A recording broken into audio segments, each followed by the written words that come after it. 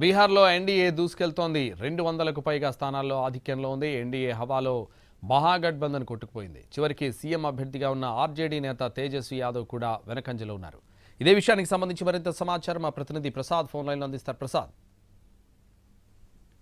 బీహారు ప్రజలు ఇచ్చినటువంటి తీర్పు నిర్ణయం పూర్తిగా అంటే బీజేపీ నేతలు వేసినటువంటి అంచనాలకు కూడా భిన్నంగా అత్యధిక స్థాయిలో స్థానాలను గెలుచుకోవడం ఇక్కడ చరిత్ర సృష్టించింది. అదేవిధంగా బీహార్ ప్రజలు ఇంతటి ఘనమైనటువంటి విజయాన్ని ఇస్తామని చెప్పి బీజేపీ నేతలు కూడా అనుకోలేదు. ప్రధానంగా ఎన్డీఏ కూటమి దాదాపు 204 స్థానాల్లో గెలుపొందగా మహాగఠబంధన్ కేవలం 33 స్థానాలకు మాత్రమే పరిమితమైంది.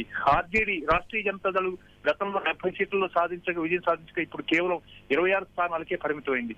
కాంగ్రెస్ పార్టీ కూడా కేవలం 5 స్థానాలకే.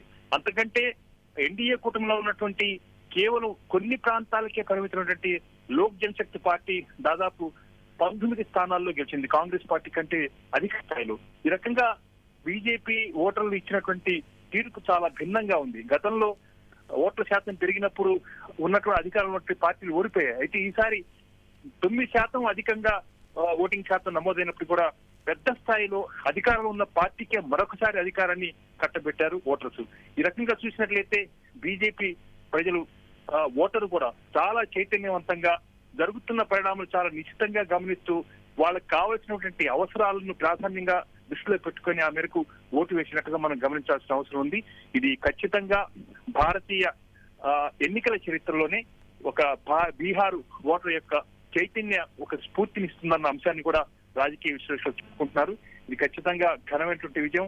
అమిత్ షా కేంద్ర హోంమంత్రి అనేక సందర్భాల్లో విస్తృతంగా రాష్ట్రంలో పర్యటించి ఎన్నికల ప్రచారం చేసిన సందర్భంలో కూడా కేవలం 160 స్థానాలకు మాత్రమే పరిమితమైనట్టుగా 120 స్థానాలకు కొద్దిగా మించి విజయం సాధిస్తామని చెప్పారు. కానీ ఇంతటి భారీ స్థాయిలో తమకు విజయం లభిస్తుందని ఎవరు కూడా ఊహించలేదు. ఈ రకంగా బీహారు ప్రజలు ఓటర్లు ఇచ్చినటువంటి తీర్పు ఖచ్చితంగా ఇది భారతీయ ఇతర రాష్ట్రాల్లో ఉన్నటువంటి సగటు ఓటర్కు ఒక కనువిప్పు లాంటిది. చైతన్యవంతమైనటువంటి ఈ తీర్పును ప్రజలంతా కూడా స్వాగతిస్తున్నారు. దేశ ప్రజలంతా కూడా ఎంతో ఉత్కంఠతో ఎదురు చూసినటువంటి ఈ ఎన్నికల ఫలితాలు ఖచ్చితంగా అందరినీ కూడా సంభ్రమాచర్యలోకి గురి చేశాయి. ఇది ఖచ్చితంగా ఇది ప్రజల విజయము, ప్రజాస్వామ్య విజయంగా అందరూ కూడా పరిగణిస్తున్నారు. అభివృద్ధి, అదేవిధంగా మహిళల యొక్క ప్రాధాన్యత, అదేవిధంగా సచ్ఛీలత, సుపరిపాలన, అభివృద్ధి, అదేవిధంగా ఉపాధి అవకాశాలు కల్పించేందుకు ఉన్నటువంటి ఒక అభిప్రాయం, సంకల్పం, పార్టీలో ఉన్నటువంటి సంకల్పం, ఒక దృఢ నిశ్చయం, ఇవన్నీ కూడా సగటు ఓనరు గమనించి బీహార్ ఓటరు ఎన్డీఏ కూటమికి ఓటు వేసినట్టుగా మనం పరిగణించాల్సిన అవసరం ఉంటుంది. ఖచ్చితంగా ఇది ప్రజల విజయం, ఇది ప్రజాస్వామ్య విజయం. అయితే తేజస్వి యాదవ్ ప్రస్తుతం చూసుకుంటే ప్రసాద్ వెనకంజలో కనిపిస్తున్నారు. ఏంటి, ఎలా ఉండబోతుంది ఫలితం? అటువైపు అభ్యర్థి సతీష్ కుమార్ కూడా గట్టి పోటీ ఇస్తున్నారు. అటు ఇటుగా ఉంది. 1000, 1500, 2000, 3000 అదేవిధంగా అట్లా రకంగా నువ్వా నేనా అన్నట్లుగా ఉంది. అయితే తేజస్వి యాదవ్ ఈ రకంగా కూడా ఇంతటి భారీ ఓటమిని చవి చూస్తామని చెప్పి కూడా ఊహించలేకపోయారు. ముందు నుంచి కూడా చాలా ధీమాగా మాట్లాడారు, ప్రజలకు ఉపపక్షాన్ని ఉంటారని. అయితే ఓటరు క్షేత్రస్థాయిలో ఏ రకంగా ఆలోచిస్తుంది మహాగఠబంధన్ కూటమి చెందినటువంటి పార్టీలు కానీ నేతలు కానీ గమనించలేదు అన్న అంశం మాత్రం ఇప్పుడు స్పష్టం అవుతుంది. ఖచ్చితంగా ఇది తేజస్వి యాదవ్ అపజయం, అదేవిధంగా వారి యొక్క ఘోర అపజయంగా మనం భావించాల్సి ఉంది. కాంగ్రెస్, అదేవిధంగా ఆర్జేడీ పార్టీలు, ఇతర అన్ని కూడా కలిసికట్టుగా సమిష్టిగా నాయకత్వాన్ని ఇస్తా ఉన్న ఒక ప్రజలకు కల్పించలేకపోవటమే ప్రజల యొక్క నిర్ణయానికి ఒక నిదర్శనంగా మనం చెప్పుకోవడానికి ఆస్కారం ఉంది. అయితే దృఢమైనటువంటి నాయకత్వము, భరోసా, సచ్ఛీలత, సుపరిపాలన ఇస్తామన్న ఎన్డీఏ నేతలు ఇచ్చినటువంటి వాగ్దానాలు కానీ చేసిన హామీలు కానీ ప్రజలు నమ్మారు.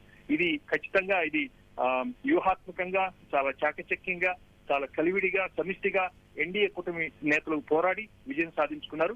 మహాగఠబంధన్ కూటమిలో ఉన్నటువంటి లోపాలు చాలా ప్రస్ఫుటంగా అందరికీ కూడా తెలిసిపోయాయి. అదేవిధంగా ముఖ్యమంత్రి అభ్యర్థిని ప్రకటించేంత వరకు తాను రాబోనని చెప్పి భీష్మించుకుని కూర్చున్నటువంటి తేజస్వి యాదవ్ యొక్క ప్రవర్తన కూడా చూశారు.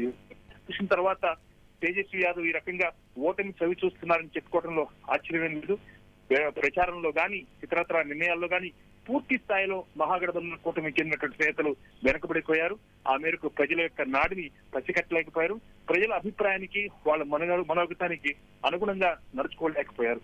ఇదే వారి యొక్క అపజయానికి ఖచ్చితమైనటువంటి ఒక నిదర్శనంగా చెప్పుకోవడానికి ఆస్కారం ఉంది. ఇక ఎంఐఎం చూసుకుంటే మరో హైదరాబాద్ లాంటి స్థానాన్ని అక్కడ బదిలిపరుచుకునే అవకాశాలు కనిపిస్తున్నాయి అనుకోవచ్చా ప్రసాద్?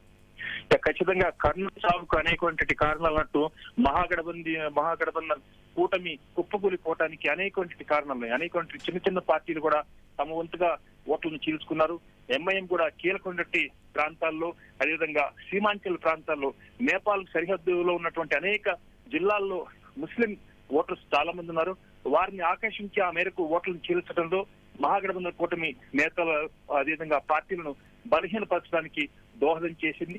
ఆ మేరకు ఎంఐఎం కూడా ఇతోధికంగా పరోక్షంగా ఎన్డీఏ కూటమికి సహాయం చేసినట్టుగా మనం భావించాల్సిన అవసరం. ఆ రకంగా ఎంఐఎం గతంలో పొందినటువంటి స్థానాలు కూడా పొందేందుకు చాలా కష్టపడాల్సి వచ్చింది. కాబట్టి ఇవన్నీ చూసుకున్నట్లయితే ప్రజల నాడిని ఎన్డీఏ కూటమి నేతలు పసిగట్టినట్లుగా, వాళ్ళ యొక్క అభిప్రాయాన్ని కానీ వాళ్ళ యొక్క హామీలు కానీ ప్రజలు నమ్మినట్టుగా ఇతర ఏ పార్టీలు కూడా ప్రజలు ఆ మేరకు వాళ్ళు ఇచ్చిన హామీలను నిలబెట్టుకున్న ఒక అభిప్రాయంతో ప్రజలు ఉండిపోయారు. కాబట్టి ఇచ్చిన హామీలను నిలబెట్టుకునే సత్తా, శక్తి, నాయకత్వం ఎన్డీఏ కూటమికే ఉందన్న అభిప్రాయాన్ని తమ ఓటు ద్వారా ఎన్డీఏకి ఓటు వేసి గెలిపించి ఆ మేరకు బీహార్ ఓట్లు ఇచ్చారు. Right, thank you Prasad.